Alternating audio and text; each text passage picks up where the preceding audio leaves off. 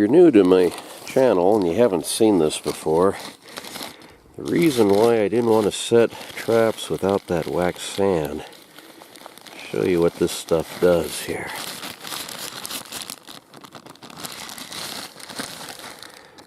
It looks like any other sand or dirt, but it's been heated in the sun. You got paraffin in it. And what that does is it makes it waterproof. The water doesn't soak into it,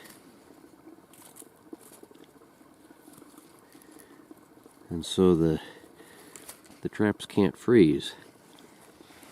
It makes all the difference in the world. If your trap is bedded in that and it's not frozen, it'll still spring when everything else around it is frozen. Without this, you can still do it, but it's a lot more iffy. It'll most likely freeze up.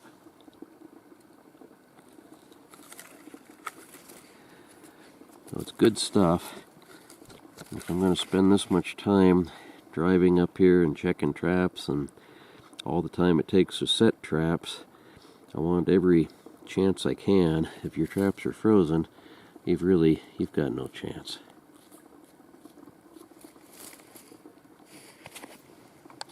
So I don't have any traps here yet. This leg, it hasn't been touched. I don't want a spot that's really visible. This is all pretty open in here. Kind of liking that spot right there. There's some squirrel holes that might do the trick. The approach angle is kind of off for this one. But if I put a trap right there, might do it. There's actually a spot here, maybe I could put 2 traps. It's got a good pre-made dirt hole. All I'd have to do is stuff some bait down in there and put a trap maybe right there and another one back over here.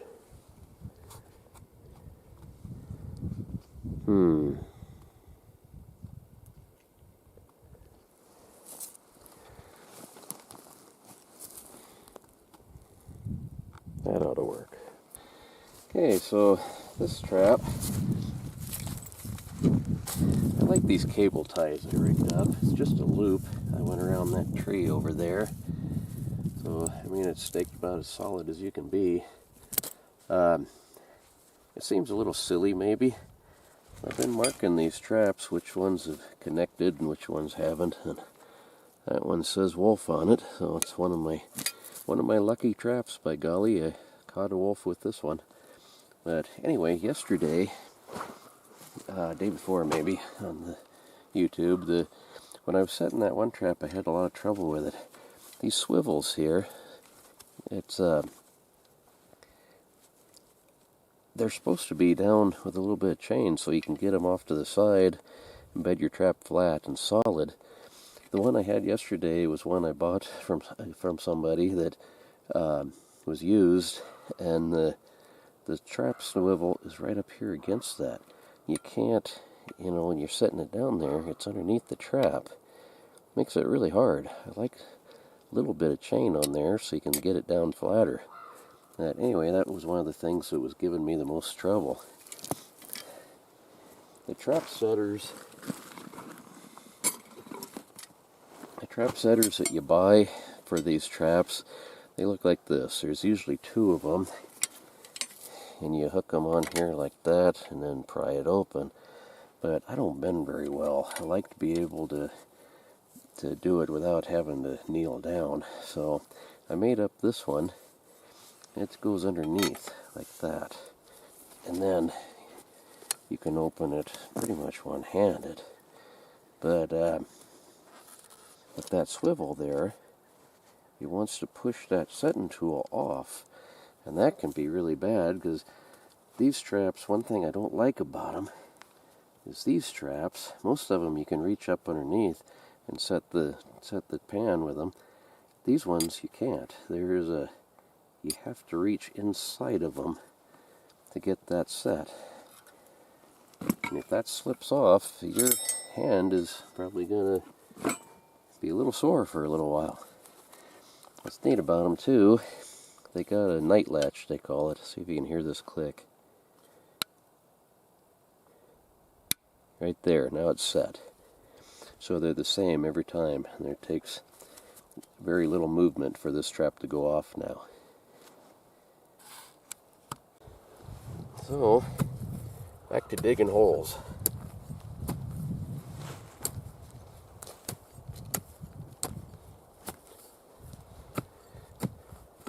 This hammer,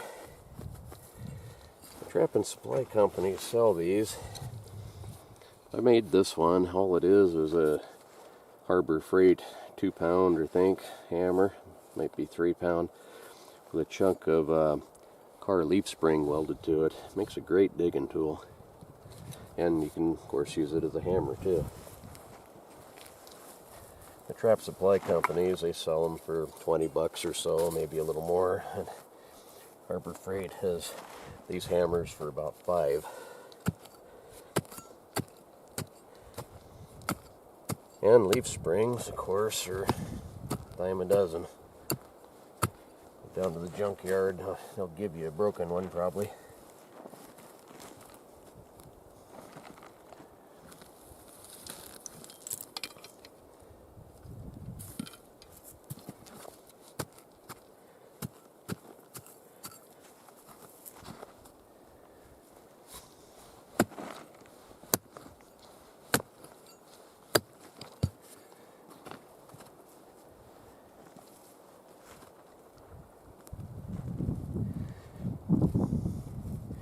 That hole in the middle, oops, want that pretty deep. And the reason why is it makes it a lot easier to hide your chain. Throw all that down inside there, cover it up.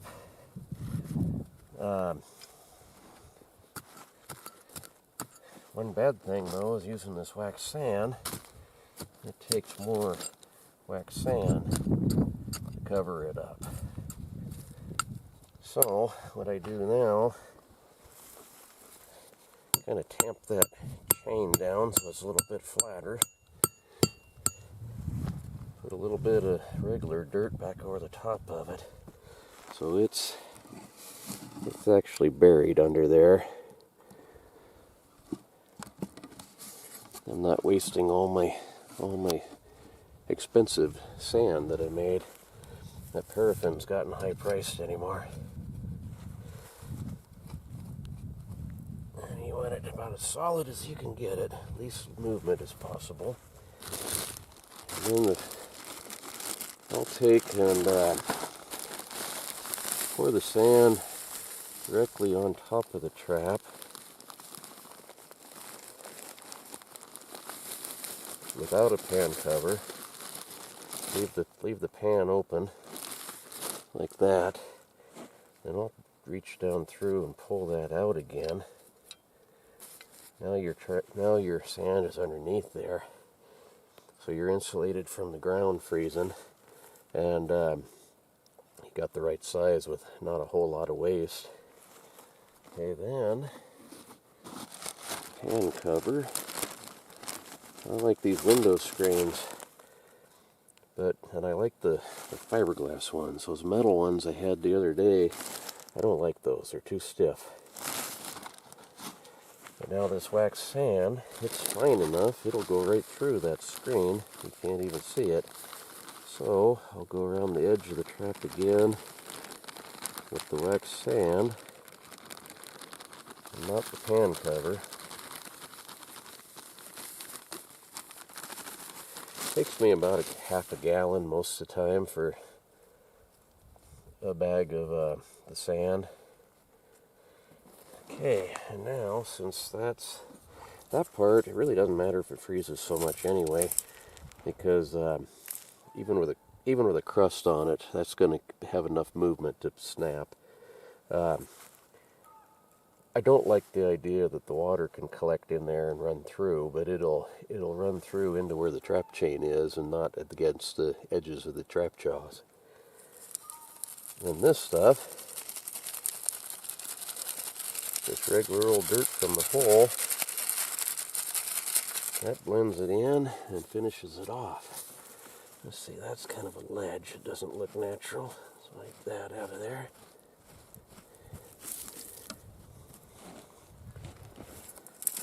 Put a little bit more on there. These little clumps of dirt that you dig up, they're kind of handy too. You can replant those and use them for foot placement. You won't want to step there so much, you'll step there. Okay, even that out. A little bit more.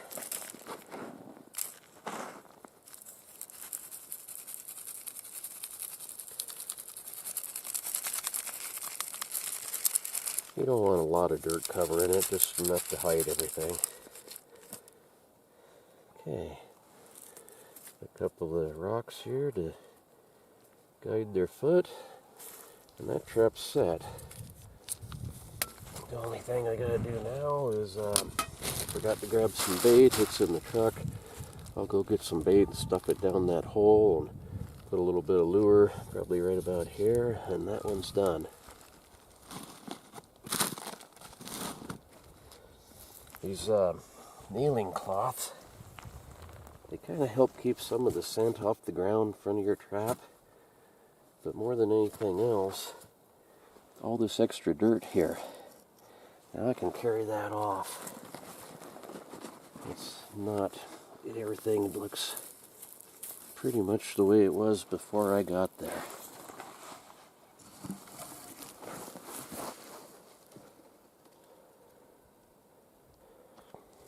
Oh, go grab some bait and finish this one off. Idaho rules say I can't use exposed bait. Any dirt hole sets that have bait in them has to be hidden from view at all times to keep things like eagles and those ravens from getting caught in there. So I can use, these are a bunch of scraps from that beaver, some of those beavers I caught, beaver trimmings. Ouch. But I can use these as long as it's hidden from view.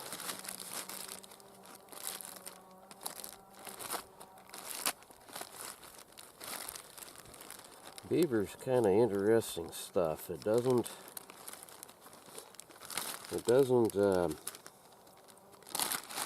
freeze real solid most of the time. You know, if I stuff that down in that hole, let's throw a little more in there. If I stuff that down in that hole, the birds can't see it.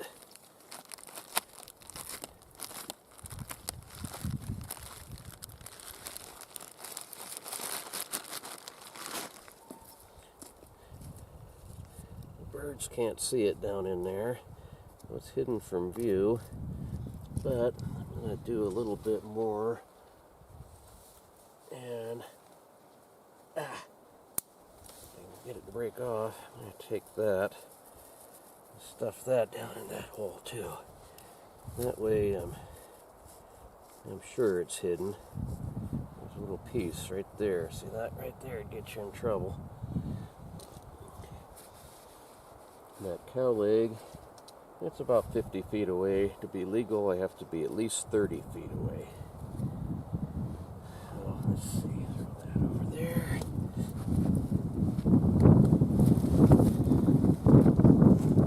Another little tiny piece. Okay, then finish this off. Do it with the hammer. Hold on, I lost my hammer. So any animal parts are considered to be bait except for sun-bleached bones. So I'm going to give this guy something to look at here.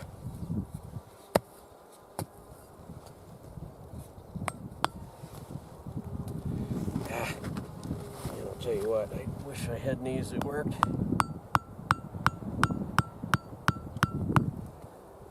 Do that. And then this stuff is beaver tail oil.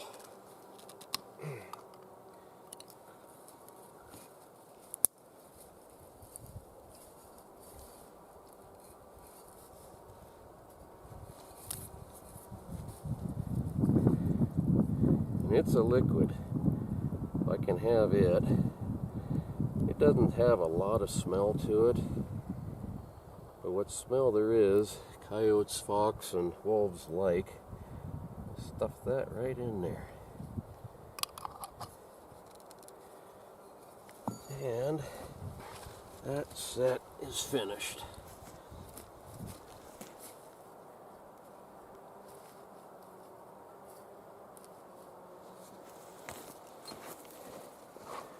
The only thing I'm going to do now is there's a gap right here that they could possibly come through. I'm going to get one of those sticks, kind of block that off a little bit so it's harder for them to do, and hopefully they'll come around this direction instead.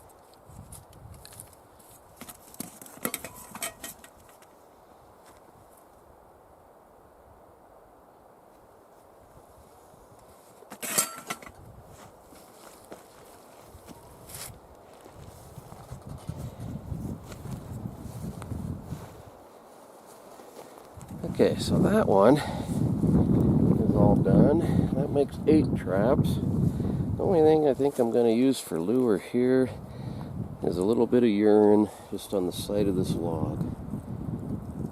That makes the trap kind of too far away for a peep post, but this is kind of in a trail. If they're walking by, if they miss that trap when they're stepping over it, hopefully that urine will get them curious and they'll come back and kind of mill around right there, and I might get them anyway.